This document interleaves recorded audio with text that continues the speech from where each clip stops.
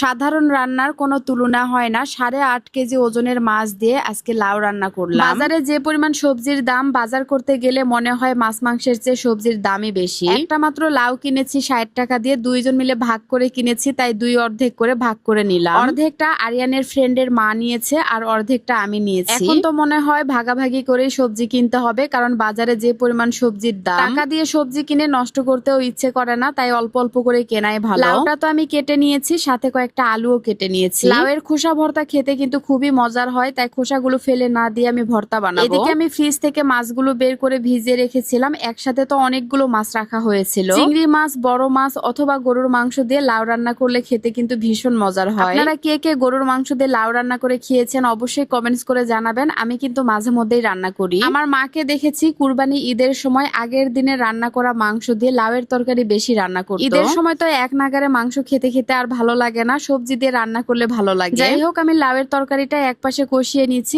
আর এই পাশে মাছগুলো ভেজে নিচ্ছি। লাউয়ের তরকারিটা কষানো হয়ে গেলে মাছগুলো ভেজে তরকারিতে দিয়ে দিব। আর মাত্র কয়েকদিন পরেই কুরবানি ঈদ, আর ঈদের আগেই কিন্তু আমার মশলা তৈরি করার কাজ শুরু করে দিয়েছি। আজকে কিন্তু অনেকগুলো মরিচ শুকানো হচ্ছে, এগুলো গুঁড়া করা হবে। প্রথমে মরিচের বোটাগুলো ফেলা হয়েছে। মরিচের বোটা সহ আমি কখনোই গুঁড়া করি না, প্রথমে বোটা ফেলা হয়, তারপরে রোদে ভালোভাবে শুকিয়ে গুঁড়া করা হয়। জিরাও কিন্তু এভাবে রোদে শুকিয়ে তারপরে গুঁড়া করা হয়, এবং ধনিয়া প্রথমে ধোয়া হয়, তারপরে ভালোভাবে রোদে শুকানো হয়, এরপরে গুঁড়া করা হয়। আমার ছোট্ট একটা বিজনেস, আমি কখনো চাই না যে আমার বিজনেসে কোনো প্রকার ভেজাল জিনিস থাকুক। আমি যেমন ভেজাল জিনিস পছন্দ করি না, তেমনি আপনাদেরকেও আমি ভেজাল জিনিস কখনোই দিতে চাই না। এই সব মশলাগুলো আমি নিজে হাতে তৈরি করি খুব যত্ন সহকারে। আমি কিন্তু সারা বছর সরিষার তেল খাই, সরিষার তেল দিয়ে সব ধরনের রান্না করি। তেলের কালারটা দেখেন, দেখতে একেবারে মধুর মতো। সরিষার তেল সাধারণত 2-3 মাস রেখে দিলেই গন্ধ ধরে, তবে এই তেল একেবারে নষ্ট হবে না, 1 বছর রেখে খাওয়া যাবে। আপনারা আমার কাছে পেয়ে যাবেন ঘানি ভাঙা খাঁটি সরিষার তেল, হলুদের গুঁড়া, মরিচের গুঁড়া, ধনিয়া গুঁড়া এবং জিরা গুঁড়া। মশলাগুলো গুঁড়া করার পরে যে ওইভাবে আপনাদেরকে দেওয়া হয় এমনটা কিন্তু না, গুঁড়া করে আনার পরে চালা হয়, তারপরে আপনাদের কাছে পৌঁছে দেওয়া হয়। একদম খাঁটি বলতে যা বোঝায়, এর মধ্যে আপনারা চুল পরিমাণ ভেজাল পাবেন না। হোয়াটসঅ্যাপে অথবা মেসেঞ্জারে যোগাযোগ করে আপনারা এই মশলাগুলো আমার কাছ থেকে অর্ডার করতে পারবেন। লাউয়ের খোসা ভর্তা বসিয়ে দিয়েছি,